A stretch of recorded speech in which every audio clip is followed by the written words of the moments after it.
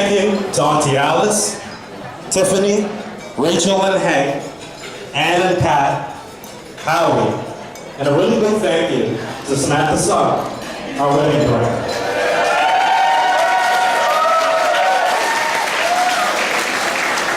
Most of you don't know this, but Samantha is a big part of how I first met Lisa.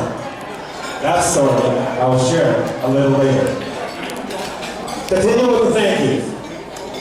I need to thank the special girls behind me, Lisa's bridesmaids, Tess, Irene, Rhea, Tom, and Florence.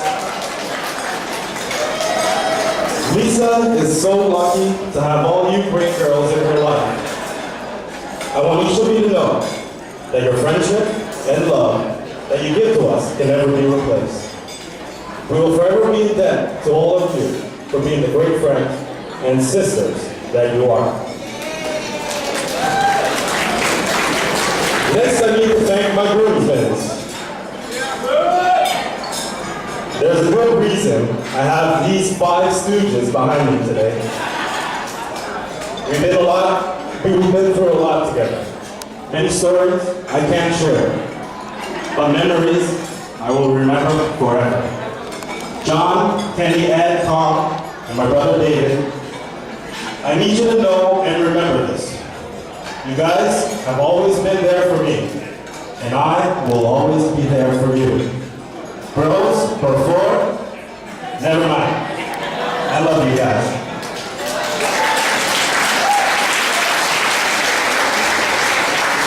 I want to spend a quick minute to talk about my best man, John.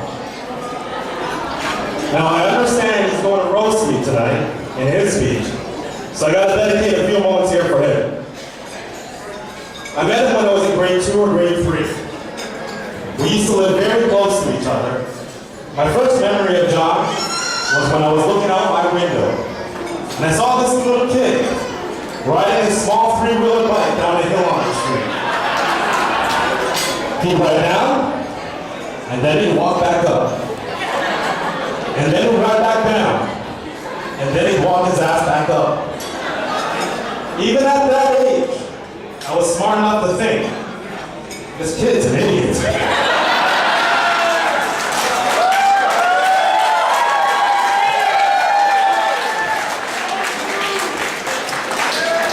But it wasn't long before I was riding down that hill and walking my ass back up too. And that started things off between us. I would always follow or get influenced by John. He taught me my first swear words, what I use to this day. We went to elementary and high school together, got in a lot of trouble. And even today, we work in the same friggin' company because he convinced me to join him. But that's how our friendship has been. 2 idiots that look out for each other and help each other through life. Trust me when I say this. When I have kids, I can only hope my kids have an idiot friend just like John.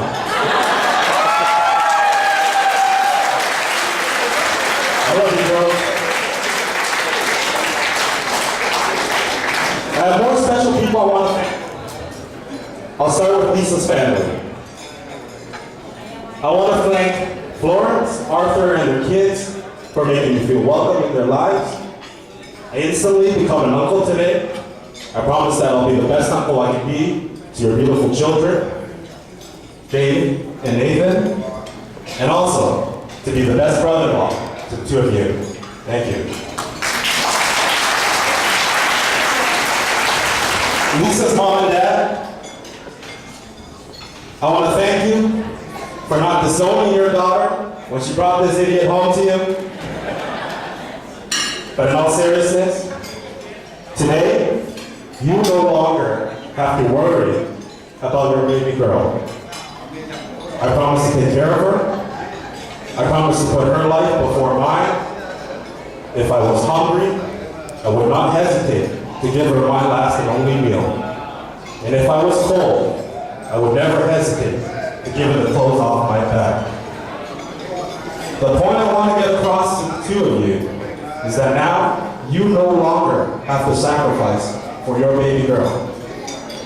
I promise to you, from this day forward, I will sacrifice my life for her and the family that we will raise together. Thank you for accepting me into your family.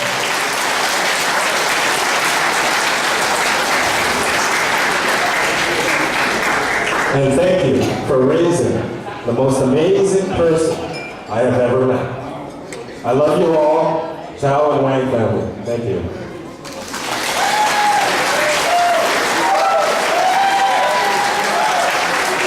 Now on to my family.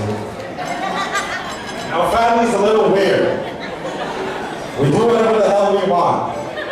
We show a little affection, but deep down inside, each of us knows how much we love each other. My brother just recently returned from serving our country in the armed forces.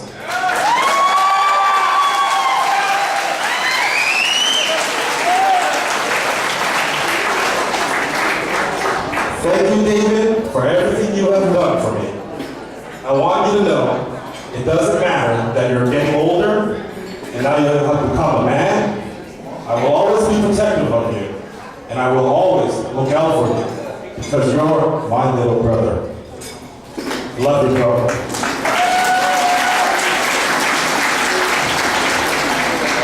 Something else you should know, David.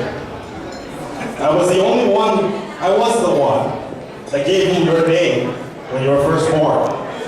You're really lucky I did give you a girl's name just like mine.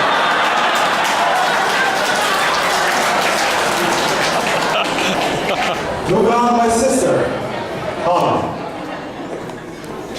Most annoying sister ever.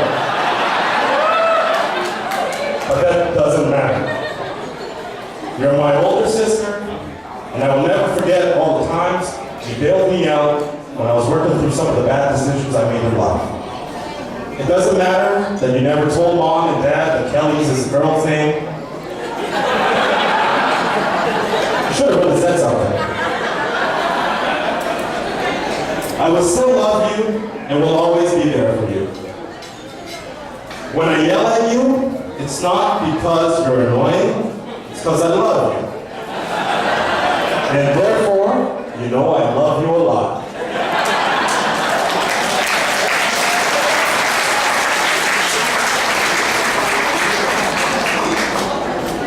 I want to thank my grandmothers, my Paul, and my mom.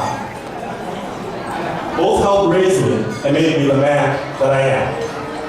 My Paul is here today. Where's my Paul?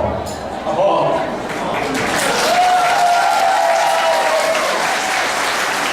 I want her to know how much I love her. But my mom is watching me for heaven's sake. I miss you and love you. Mom and Dad, I'm telling you guys, the best parents ever. They have no idea what I'm saying right now.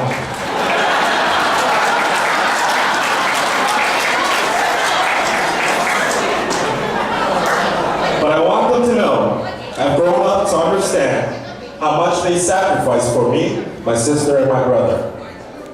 They came to Canada with less than $10, no English, no schooling, but that what they had was better than money or education. They had the motivation to give their kids a better life than they had back home. I grew up with little supervision because my mom and dad were working around the clock to ensure that I never felt like I lived in poverty. Mom and Dad, I stand in front of you today, and I hope that I have made you proud. I love you more than anything.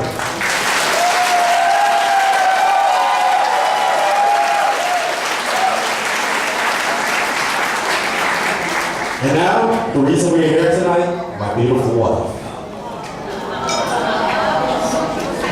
For those that don't know how we met, Lisa's Catholic, and no, I didn't pick her up in church. But sometime around Easter, they have something called Red. I think it's called Red. Anyways, during Lent, you have to sacrifice something you enjoy for like 30 days. She gave up, sorry, there's a lot of Catholics here, sorry. She had to give up, she ended up giving up red meat and would only eat chicken and fish moving forward. And she thinks that because she gave this up, that I came into her life. So according to Lisa, a higher power brought us together. But the truth is, this higher power is what I call the internet. It was Samantha's son that convinced me to give internet dating a try. She must have told me 5 or 6 times before one day I decided to listen. Best friggin' decision ever.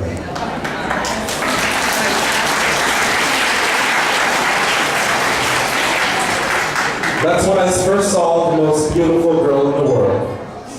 I messaged her first, and we started chatting. Now on the internet, I'm smooth. I'm a Don Juan. I know what to say. I know what to do.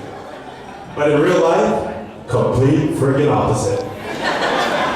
So one day, I'm talking to Lisa online, and she mentions to me, it's Canada's Day. She wants to see fireworks. Now, of course, she was implying I should take her to see fireworks. But being clueless, I Googled where there would be fireworks. And I gave her the location, telling her to have a good time with her friend Krista. Now at this moment, Lisa must have thought I was the biggest idiot. But she took a shot at me. And she just asked me directly to take her to watch those fireworks. We met for the first time that night, but I messed up the night completely. I couldn't find the fireworks location. In any case, after that first date, I called Sam, and I said to Sam, this girl is out of my league. She's too beautiful. I've got no shot. But of course, here we are today. I stand there, the luckiest man in the world. Lisa, I asked you to marry me because I love you, and I can't wait to grow old with you. But I'm going to share something with you today I never told you. I knew I wanted to marry you that time when you got sick with the flu, and I wish I was the one that got sick instead of you. And that time when you cried, and my heart melted with every tear. And when I see you for the first time each day, and all the stress of my life simply doesn't matter. You are the reason I smile every day. You are the reason why I will continue to work hard so that one day you won't have to. Folks, love is more than just a feeling you have. It's when one person is willing to sacrifice for the other just to see her happy. I love you with all my heart, baby. And next month on Canada's Day, I promise to finally take you to see those fireworks. But this time, as loving husband and wife. Thank you.